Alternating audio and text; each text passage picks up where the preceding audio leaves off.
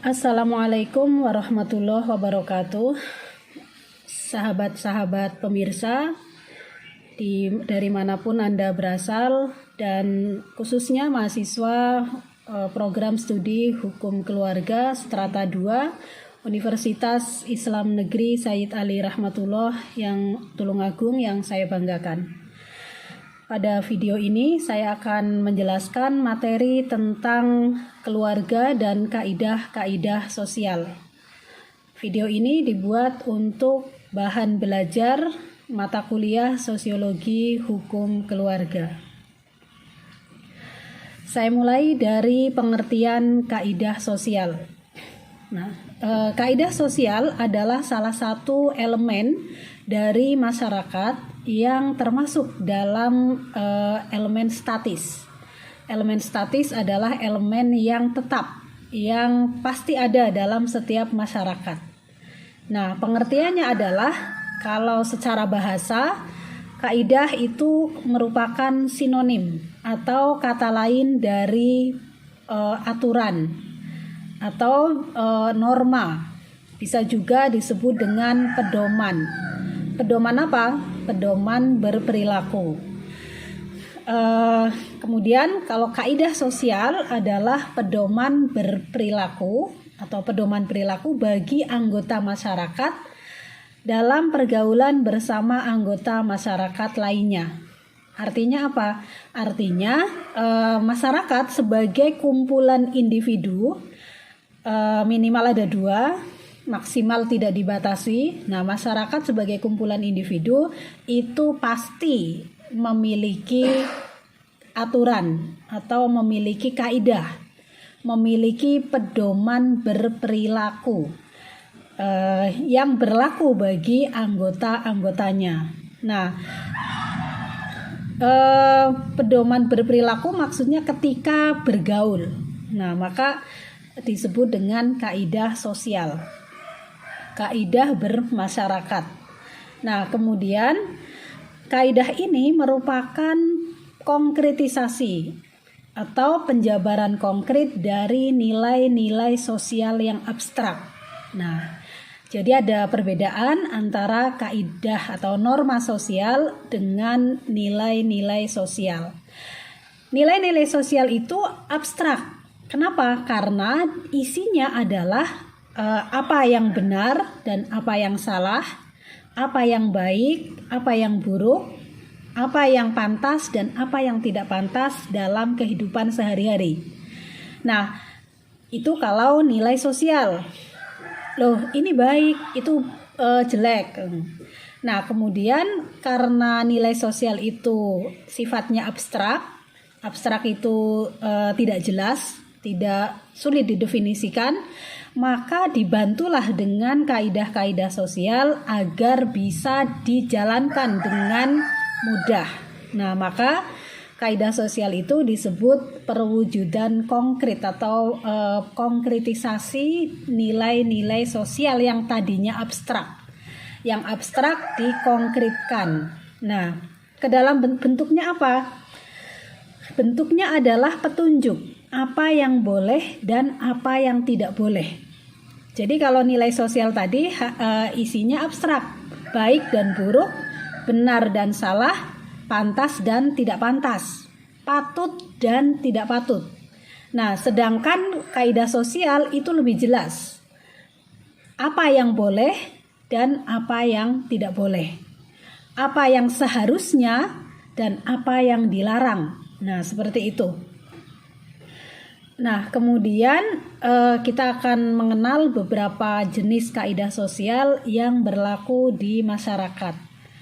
Saya mengutip pendapat dari banyak pakar hukum, salah satunya adalah Profesor Sudikno Mertokusumo, almarhum. Beliau Pak Guru Besar Ilmu Hukum di Gajah Mada. Alhamdulillah saya pernah belajar langsung kepada beliau. Menurut beliau, kaidah sosial itu terdiri dari 4 macam. Yang pertama adalah kaidah kesopanan, yang kedua kaidah kesusilaan, kemudian yang ketiga kaidah kepercayaan, yang keempat kaidah hukum. Nah, ini adalah jenis-jenis kaidah sosial yang berlaku di masyarakat. Selanjutnya kita akan membahas secara lebih rinci masing-masing kaidah ini. Kemudian mengkontekskan dengan keluarga. Saya mulai penjabarannya dari kaidah kesopanan. Kita semua, saya rasa, sudah sangat familiar dengan kata-kata sopan dan tidak sopan.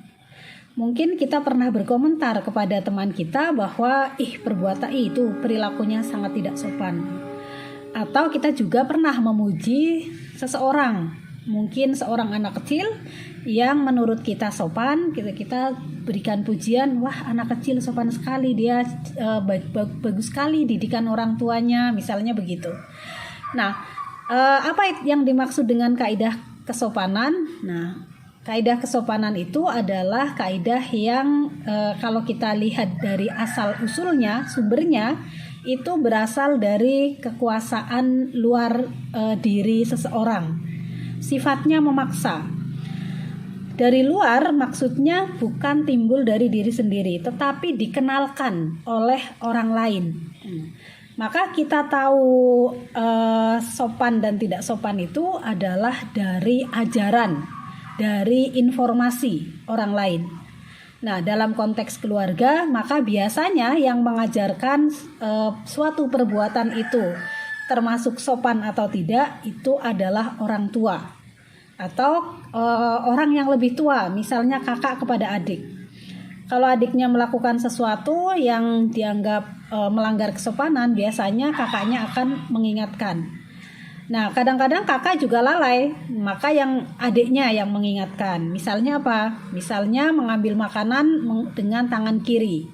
Nah, pada umumnya orang Indonesia itu mengenalkan bahwa mengambil barang, apalagi makanan, apalagi memberikan barang kepada orang lain, itu sebaiknya pantasnya dengan tangan kanan. Nah, maka kalau ada yang memberikan dengan tangan kiri, biasanya akan diberi teguran, kamu nggak sopan, ulangi. Nah, misalnya begitu. Bahkan kalau di Jawa, khususnya di daerah saya, itu ada istilah tangan manis. Saya waktu kecil, ayo diberikan pakai tangan manis. Tangan manis padahal tangannya tidak ada rasanya. Nah, tetapi orang tua kadang mengistilahkan tangan kanan itu tangan yang manis. Nah, kemudian lingkup keberlakuan dari kaidah kesopanan itu lokal. Lokal itu artinya terbatas pada lokasi tertentu. Nah, maka sopan bagi keluarga satu belum tentu sopan bagi keluarga yang lain. Nah, begitu juga sopan versi ukuran di dalam rumah itu tidak sama dengan sopan versi di kampus atau di pasar atau di masjid. Nah, itu maksud dari lingkup keberlakuannya itu lokal, dibatasi oleh lokasi tertentu. Nah, di rumah saya misalnya makan sambil ngobrol itu dianggap sopan. Bahkan kalau makan memang enaknya sambil ngobrol, karena kalau tidak sedang makan bersama sulit ketemu. Nah, misalnya begitu, contoh saja. Tapi di tempat lain, di keluarga lain bisa jadi orang tua mengajarkan kepada anaknya bahwa kalau makan nggak boleh sambil ngobrol. Kenapa? Karena nanti takut tersedak atau berisik dan sebagainya. Nah, jadi itu yang dimaksud dengan lokal.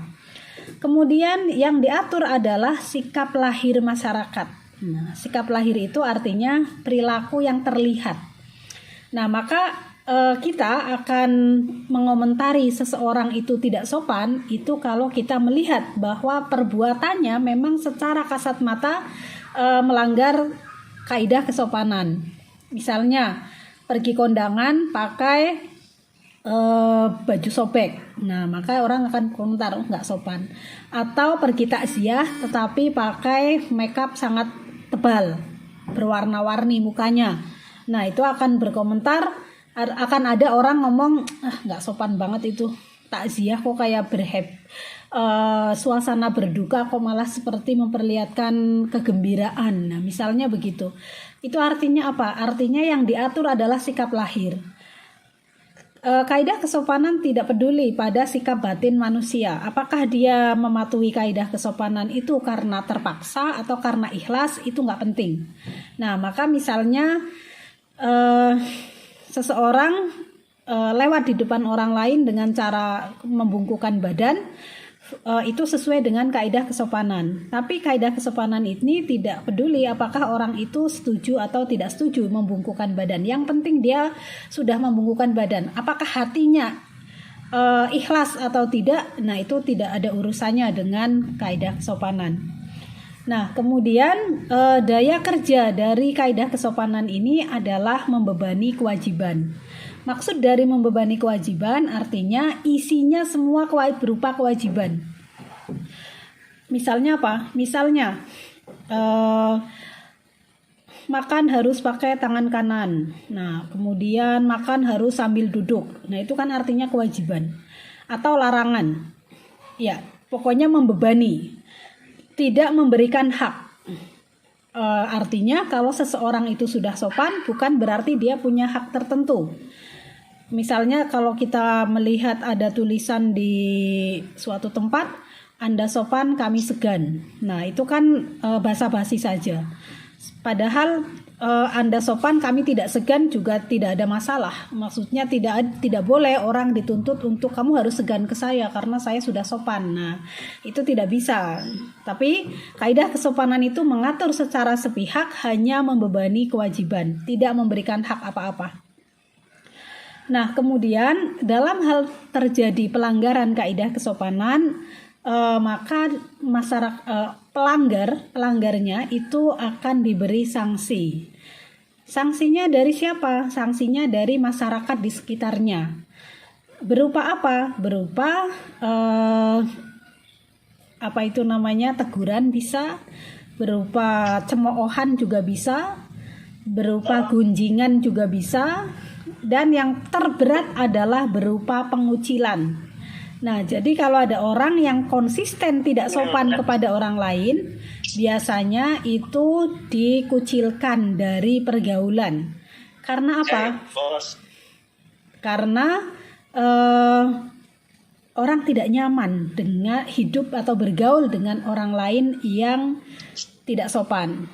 Misalnya saya tadinya berteman dengan seseorang, tapi seseorang itu setiap ketemu saya selalu memaki atau menghina, kata-katanya tidak enak didengar. Nah, maka lama-lama saya malas berteman sama dia. Nah, orang lain yang mengalami hal yang sama juga akan malas berteman dengan dia. Nah, maka akhirnya dia, si pelanggar kesopanan ini yang kata-katanya tidak dijaga, itu bisa dikucilkan oleh banyak orang. Nah, itu kalau sanksi terbesar. Sanksi yang ringan itu adalah dicemooh. Dicemooh itu artinya dia dikomentari atau digunjingkan. Nah, kalau digunjingkan itu maksudnya dirasani. Kamu tahu nggak itu tetangga kita? Kenapa? Itu loh yang baru datang dari kota. Dia kayak gini banget deh. Kemarin kok aku lihat dia keluar rumah pakai pakaian dalam saja, itu kan nggak sopan banget. Iya, emang dia kayak gitu. Nah, itu artinya apa? Itu sanksi sosial dari masyarakat. Sanksi atas pelanggaran kesopanan yang berlaku di lingkungan setempat. Nah, kemudian beberapa kaidah kesopanan yang biasa ya disosialisasikan dan diterapkan dalam banyak keluarga. Tadi saya berikan contoh itu, misalnya makan dengan tangan kanan. Kemudian tidak boleh kentut sembarangan. Nah, maka apalagi di sekitar orang yang sedang makan. Nah, itu menurut kaidah kesopanan pada umumnya di Indonesia itu tidak benar. Nah, beda dengan di negara lain. Misalnya di luar negeri, sebagian negara itu tidak ada masalah dengan mendengar orang kentut, itu tidak ada masalah. Bukan dianggap kaidah pelanggaran ya. Justru yang dianggap pelanggaran kalau di sana, contohnya di Australia, itu adalah makan tapi bersendawa. Bersendawa itu kalau bahasa Jawanya itu antop. makan sudah kenyang masih makan terus jadinya antop atau bersendawa. Nah itu dianggap sebagai pelanggaran kesopanan versi negara lain. Nah versi Indonesia pada umumnya ya, mungkin ada yang pengecualian, kentut berbunyi atau bahkan tidak berbunyi tapi berbau di dekat orang itu adalah pelanggaran kaidah kesopanan. Maka biasanya kalau ada yang seperti itu di dalam rumah, orang tua akan menegur anaknya agar apa? Agar dia tidak melakukan itu di luar rumah. Nah, agar tidak terbawa ketika di luar rumah. Nah, kemudian yang kedua adalah kaidah kesusilaan. Kaidah kesusilaan ini berbeda dengan kaidah kesopanan. Kalau kesopanan tadi berasal dari luar, maka kalau kaidah kesusilaan itu berasal dari dalam diri sendiri, dari hati nurani sendiri. Nah, apa yang diatur? Yang diatur adalah sikap batin seseorang, sikap batin manusia. Agar apa? Agar dia tidak punya niat berbuat jahat. Nah, kemudian lingkup keberlakuannya itu universal. Universal itu di mana saja, maksudnya orang akan mempunyai hati nurani yang menyuarakan kebaikan-kebaikan. Nah, kemudian daya kerjanya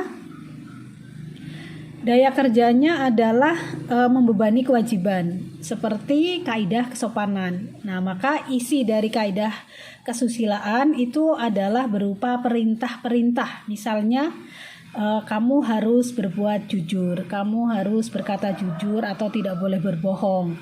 Kamu harus menolong orang yang kesulitan.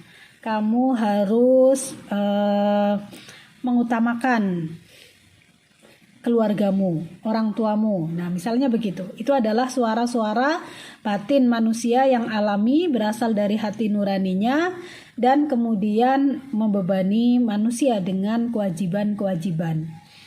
Kemudian dalam hal sanksi, kaidah kesusilaan ini berasal dari dalam dirinya sendiri. Kalau tadi kesopanan itu dilanggar, maka dia digunjingkan, dicemooh. Nah, kalau kesusilaan itu sanksinya dirasakan oleh pelanggarnya sendiri. Berupa apa? Berupa perasaan bersalah, kemudian berupa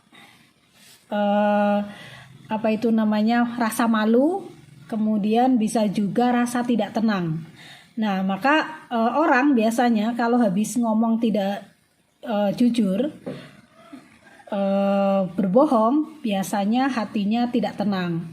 Atau misalnya dia melakukan pelanggaran kesusilaan yang lain, misalnya telanjang di muka umum. Nah, maka hatinya akan merasa malu. Kemudian ada dia menemukan, misalnya menjumpai orang lain itu dalam kesusahan, dia bisa menolong tapi dia tidak mau menolong. Nah, biasanya hatinya tidak tenang karena merasa bersalah. Nah, itu artinya dia sedang mendapatkan sanksi dari dirinya sendiri karena melanggar kaidah kesusilaan, yaitu seharusnya seseorang ketika dia bisa menolong orang lain yang kesusahan, harusnya menolong, bukan membiarkan. Nah, seperti itu. Kemudian jenis kaidah yang ketiga adalah kaidah kepercayaan. Kadang-kadang kaidah kepercayaan ini juga disebut dengan kaidah kaidah keagamaan. Kenapa begitu? Karena diyakini kaidah ini didasarkan pada sistem kepercayaan atau agama tertentu. Nah, saya tidak menyebut kaidah keagamaan karena ada juga yang sifatnya bukan agama tetapi kepercayaan lokal. Nah, misalnya kepercayaan kepada makhluk halus, kepada roh gaib. Kemudian lingkup keberlakuannya adalah universal. Artinya siapapun yang menganut kepercayaan itu, dia akan diatur oleh kaidah kepercayaan itu. Nah, kita orang Islam misalnya tinggal di Indonesia, diatur oleh kaidah-kaidah yang ada di dalam Al-Quran, di dalam hadis, yang itu keberlakuannya melampaui batas-batas negara. Jadi ketika kita di luar Indonesia pun keyakinan kita tidak berubah bahwa mencuri misalnya itu dilarang. Kemudian mengatur sikap lahir dan batin manusia. Nah, maksudnya hatinya dituntut untuk ikhlas, untuk berserah, untuk tidak suudzon. Begitu juga dengan lahirnya, dituntut untuk berbuat sesuatu yang sesuai dengan isi kaidah itu. Nah, maka misalnya kepada orang yang kesusahan kita harus menolong. Nah, menolong itu tidak, kalau dalam kaidah kepercayaan, memberikan sesuatu sesuai dengan yang dibutuhkan orang itu, kemudian hatinya harus ikhlas. Nah, seperti itu. Kemudian sama dengan kaidah kesusilaan dan kaidah kesopanan, kaidah kepercayaan juga memiliki daya kerja yang bersifat membebani kewajiban. Nah, kemudian dalam hal sanksi, kaidah kepercayaan ini memberlakukan sanksi berupa dosa. Kalau dalam sistem Islam, dalam agama Islam, maka dosa itu kemudian diancam dengan hukuman neraka. Nah, apa yang termasuk dalam kaidah kepercayaan misalnya adalah dilarang memakan harta orang lain secara batil, dilarang membunuh, kemudian harus menutup aurat baik laki-laki maupun perempuan.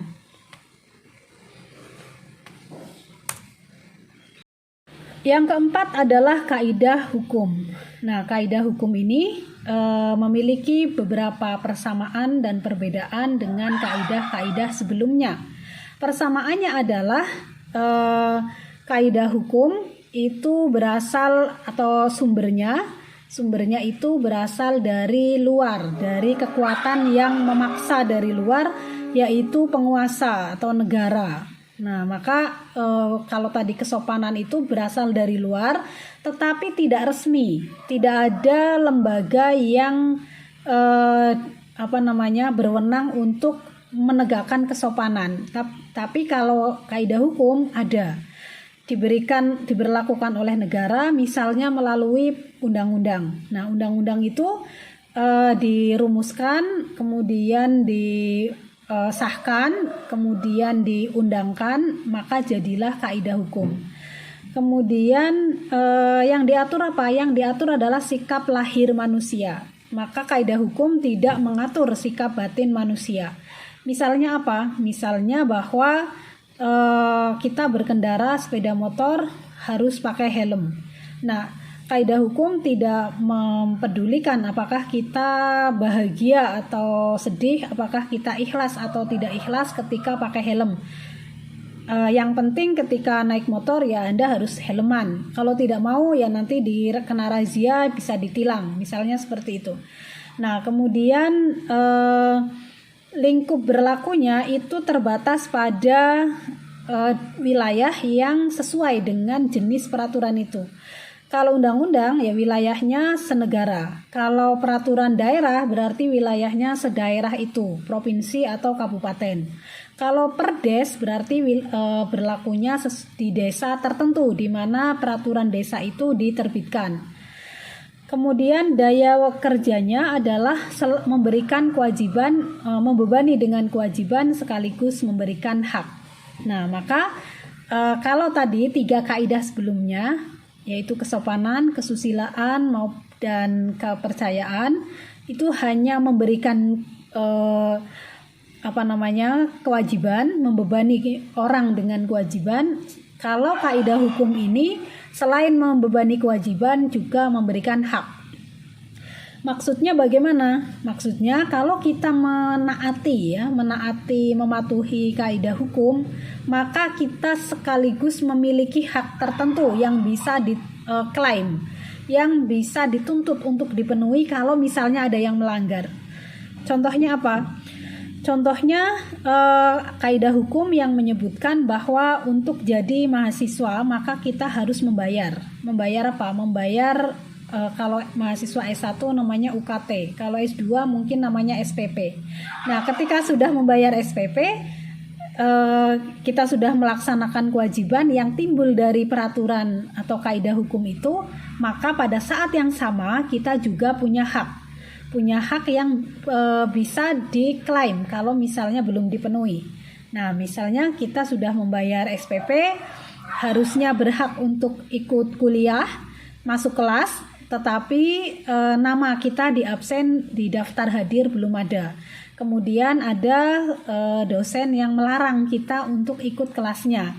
Nah, maka kita punya hak untuk menuntut, misalnya dengan lapor kepada ketua prodi bahwa saya sudah membayar, ini buktinya, maka saya minta untuk bisa ikut kuliah. Nah, itu namanya diberi kewajiban sekaligus hak dari kaidah hukum itu. Nah, dalam konteks keluarga misalnya kita bisa mendapatkan kaidah hukum itu, misalnya setiap orang tua itu harus memperhatikan, harus menafkahi, harus melindungi anaknya. Nah, maka kalau ada anak yang ditelantarkan oleh orang tuanya, dia punya hak untuk menuntut agar diperhatikan.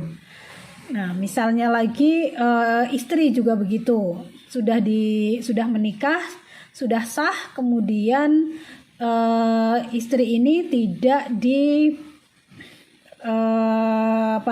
tidak diberikan hak-haknya, tidak diberi tempat tinggal, kemudian tidak diberi nafkah, tidak diberi perhatian dan sebagainya, maka ada mekanisme hukum yang bisa dipakai untuk menuntut hak itu. Nah, kemudian sanksi dari kaidah hukum ini adalah sanksi yang sifatnya konkret, yang memberlakukan atau yang memberikan adalah penguasa. Melalui apa? Melalui lembaga hukum. Nah, sanksi ini bisa berupa denda, ada kalanya berupa penjara, ada kalanya juga berupa sanksi administratif, yaitu tidak hilangnya hak untuk dilayani. Nah, misalnya ada kewajiban dalam seseorang dalam melakukan pernikahan seharusnya mendaftar ya, melalui, kalau orang Islam melalui kantor urusan agama.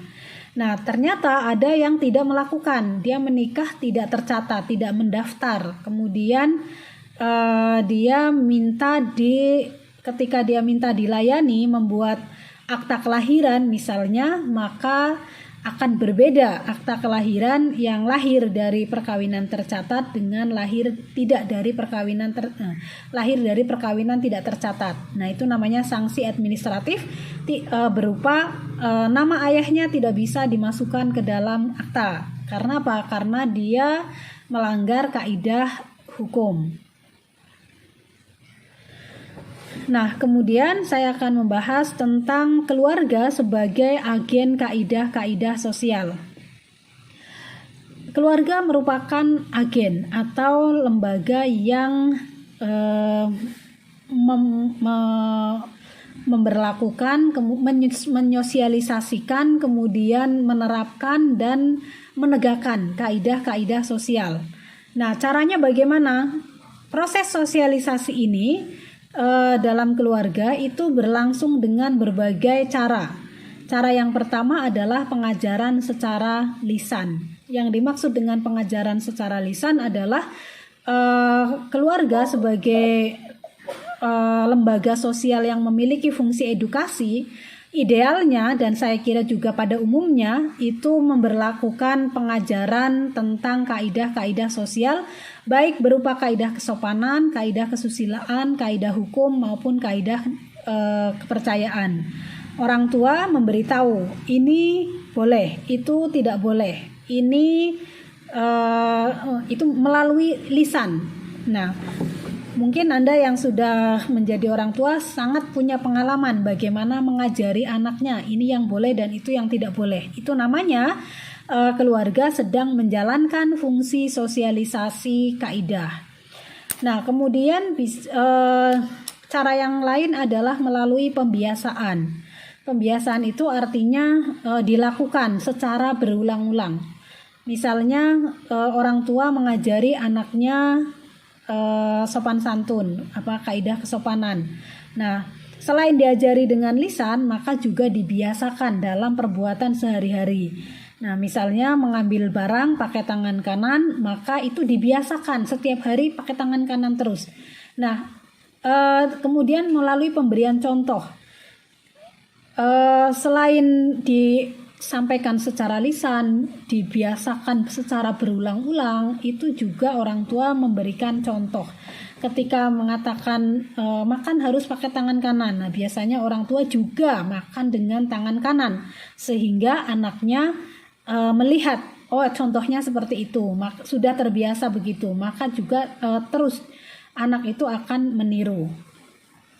Kemudian dengan memberlakukan atau menerapkan sanksi kepada anggota keluarga yang melanggar. Nah, biasanya ketika ajaran orang tua tentang kaidah ini dilanggar, maka orang tua itu sebagai yang punya otoritas di dalam keluarga itu tidak akan tinggal diam, tetapi akan melakukan sesuatu yang merupakan sanksi. Nah, bedanya ada beberapa keluarga yang memberlakukan sanksi secara sepihak, orang tua pokoknya yang membuat sanksi. Ada juga keluarga yang demokratis, di mana sanksi itu dirumuskan bersama antara orang tua dan anak. Misalnya ada anak yang melanggar ketentuan bahwa bermain HP itu maksimal sehari 2 jam. Atau paling malam jam 9 harus sudah diletakkan HP-nya. Nah, tetapi ada anak yang melanggar jam 10 masih main HP karena orang tuanya keluar, mungkin ada acara di luar, pulang jam 10 masih melihat anaknya pakai HP, main games dan sebagainya atau main medsos. Nah, kemudian orang tua memberlakukan sanksi. Nah, ada orang tua yang membuat sanksi bersama anaknya. Kakak, adek, besok kalau kakak ber-HP lewat jam 10 mau dihukum apa, misalnya begitu. Ya mau dihukum menyapu gitu, misalnya.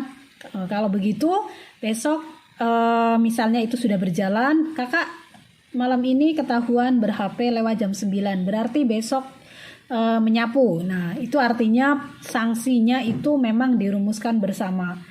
Kemudian pemberian reward atau apresiasi. Sejak anak kecil, anak masih berusia batita bawah 3 tahun, biasanya sudah biasa orang tua itu memberikan apresiasi kepada anaknya yang dipandang mematuhi kaidah yang diajarkan. Misalnya dengan memberikan tepuk tangan, memberikan pujian. Aduh, anak mama pintar sekali, misalnya mengambilkan dimintai tolong orang tua lalu dia mau. Nah, kemudian itu diberi apresiasi atau reward. Kadang diberi hadiah karena sudah menjadi anak yang patuh. Nah, anak yang patuh ini kadang dalam banyak kesempatan dipahami sebagai kriteria anak yang soleh dan berbakti. Nah, kata-kata berbakti di sini itu menunjukkan adanya otoritas bahwa orang tua itu memiliki aturan-aturan tertentu, lalu anak itu mematuhi aturan-aturan itu. Nah, di samping keluarga menjadi agen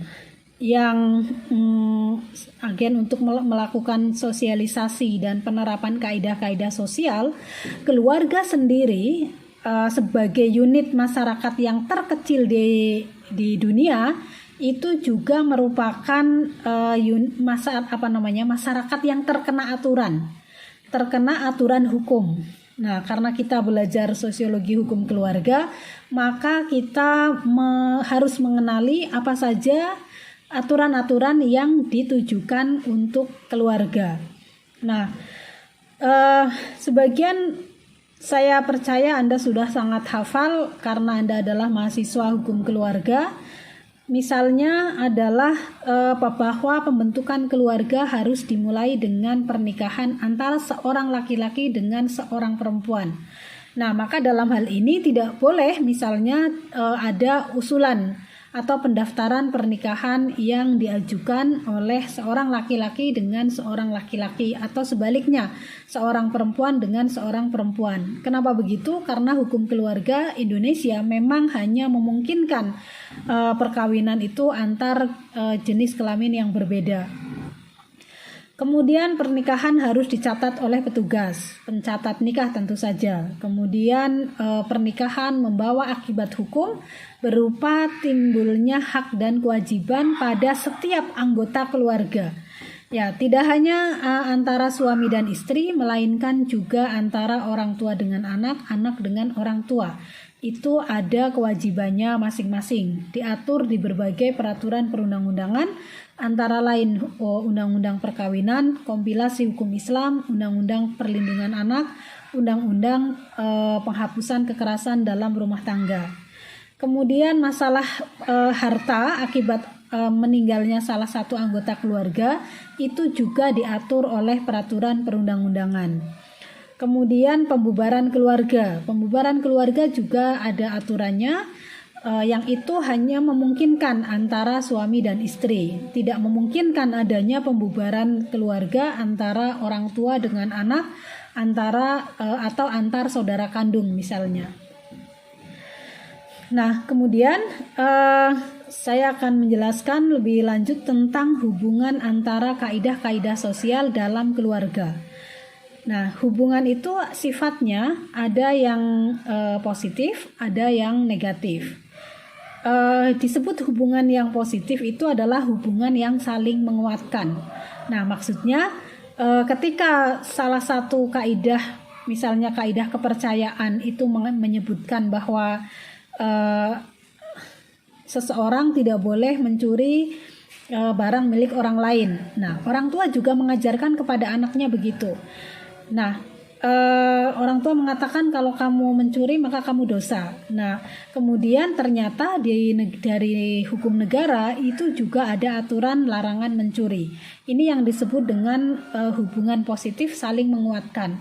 Maka ketika seorang anak itu terbentuk pikirannya, kemudian terbentuk perilakunya, dia tidak mau mencuri, karena itu bisa jadi merupakan akumulasi dari beberapa kaidah. Kaidah kepercayaan melarang dia mencuri karena takut dosa. Kaidah hukum melarang dia mencuri karena ancamannya adalah penjara. Kemudian kaidah kesusilaan juga melarang dia mencuri karena kalau mencuri itu berarti merugikan orang lain. Sedangkan merugikan orang lain itu menjadikan seseorang tidak tenang, merasa bersalah. Nah, artinya di dalam kaidah kesopanan mencuri itu juga termasuk pelanggaran. Sangat tidak sopan orang mengambil barang orang lain tanpa seizinnya. Nah, maka 4 kaidah ini dalam hal larangan mencuri itu sifatnya saling menguatkan. Nah, namun ada juga kaidah-kaidah sosial yang hubungannya itu negatif. Negatif itu artinya saling melemahkan, sehingga timbullah apa yang disebut dengan situasi konflik kaidah. Nah, konflik kaidah di dalam hukum keluarga itu banyak kita temukan di dalam masyarakat. Saya mau beri contoh beberapa. Misalnya, menurut kaidah hukum, yaitu aturan negara, perkawinan harus dicatatkan. Nah, maka perkawinan bawah tangan itu dianggap tidak sah, salah. Tetapi kalau kita melihat kaidah kepercayaan, khususnya fikih munakahat, maka tidak ada kewajiban harus mencatatkan. Nah, ini adalah 2 konflik kaidah sosial, yaitu antara kaidah hukum dengan kaidah kepercayaan, yang kemudian berdampak pada lahirnya fenomena sosial berupa perkawinan tidak tercatat atau perkawinan bawah tangan yang sampai sekarang itu belum bisa dihapuskan. Jadi walaupun undang-undang perkawinan sudah mengatur pernikahan itu harus dicatat dan itu sudah diberlakukan sejak tahun 1974, Tetapi karena kaidah kepercayaan itu tidak menyebutkan demikian, sedangkan Indonesia adalah mayoritas Islam, maka ketika ada perkawinan tidak tercatat di masyarakat, masyarakat tidak terlalu mempersoalkan. Nah, beda dengan kumpul kebo, yaitu masalah lain. Tapi perkawinan tidak tercatat atau perkawinan siri oleh sebagian orang itu diterima sebagai sebuah perkawinan yang sah. Nah, oleh karena itu banyak juga praktek perkawinan tidak sah ini mengatasnamakan ya agama membolehkan. So what? Kenapa dipersoalkan misalnya begitu. Nah, maka dulu sekitar 10 tahun yang lalu ada gagasan untuk memberlakukan pemidanaan terhadap pelaku pernikahan siri, baik suami maupun wali maupun orang yang menikahkan, misalnya tokoh agama, itu pernah diwacanakan tetapi ditolak dan menjadi kontroversi yang luas yang akhirnya kemudian deadlock, berhenti, tidak dilanjutkan dengan adanya penghukuman terhadap pelaku nikah siri. Kenapa begitu? Ya walaupun secara realitas kenyataan menunjukkan banyaknya kerugian yang dialami oleh pelaku nikah siri, terutama perempuan dan anak, tetapi karena kaidah kepercayaan itu sangat kuat bahwa pernikahan itu tidak harus dicatat, maka lahirlah yang namanya fenomena nikah siri yang sampai saat ini masih terus eksis di masyarakat. Kemudian contoh yang kedua, poligami menurut kaidah hukum negara, yaitu Undang-Undang Perkawinan dan Kompilasi Hukum Islam, itu harus seizin istri pertama atau istri sebelumnya. Misalnya mau menikah untuk keempat kalinya, maka 3 istri sebelumnya harus membuat pernyataan setuju di muka pengadilan. Nah, itu aturan dari kaidah hukum. Masalahnya di kaidah kepercayaan tidak ada kitab fikih yang mengatur bahwa poligami harus mendapat izin istri sebelumnya. Nah, oleh karena itu maka di masyarakat masih banyak dijumpai yang namanya poligami liar. Saya menyebut poligami liar maksudnya poligami yang dilakukan secara diam-diam antara suami dengan istri berikutnya, sedangkan istri terdahulu tidak tahu.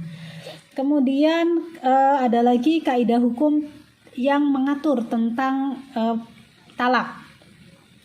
Salah satu materi hukum keluarga di Indonesia adalah talak, bahwa seorang laki-laki boleh mentalak istrinya, tetapi harus mengajukan permohonan izin kepada hakim. Nah, maka talak di luar pengadilan dengan seizin hakim itu hukumnya tidak sah. Nah, akan tetapi kaidah kepercayaan menyebutkan berbeda, bahwa talak adalah hak mutlak suami. Maka banyak terjadi di masyarakat bahwa secara formal sepasang suami istri itu masih statusnya masih suami istri, tetapi secara secara kepercayaan mereka sudah bercerai. Kenapa begitu? Karena suami sudah mengucapkan talak kepada istrinya. Nah, ini yang saya sebut dengan perceraian sepihak. Nah, kemudian yang lain lagi, contoh yang lain adalah kaidah hukum menyebutkan bahwa setiap kekerasan dalam rumah tangga itu adalah dilarang. Nah, maka ketika ada anak misalnya jadi korban kekerasan dari orang tuanya, ayahnya atau ibunya. Nah, anak ini secara kaidah hukum memiliki hak untuk meminta perlindungan kepada negara, dan bentuk perlindungan dari negara itu adalah salah satunya adalah memenjarakan atau menghukum orang tuanya dengan penjara. Nah, tetapi pasal ini tidak sepenuhnya efektif dalam arti di masyarakat banyak korban kekerasan orang tua yang tidak melaporkan kasusnya, tidak minta perlindungan kepada negara. Dikarenakan apa? Dikarenakan berdasarkan kaidah kesopanan, anak yang memenjarakan orang tua itu salah. Anak yang melaporkan orang tuanya kepada hukum, kepada lembaga yang berwenang, itu adalah anak yang durhaka. Nah, maka banyak anak yang mengalami pelanggaran hak dari orang tuanya apakah itu berupa kekerasan fisik, kekerasan seksual maupun pelanggaran kehartaan, misalnya hartanya dikuasai oleh orang tuanya sedangkan itu adalah miliknya, itu tidak berani melakukan gugatan. Dikarenakan apa? Dikarenakan dia akan dikategorikan sebagai anak yang durhaka. Nah, berkaitan dengan persoalan kaidah-kaidah sosial ini, saya mengajak kepada para mahasiswa, khususnya mahasiswa pasca sarjana, untuk menemukan inspirasi dari persoalan kaidah-kaidah di masyarakat menjadi topik yang bisa ditulis untuk menjadi artikel ilmiah. Nah,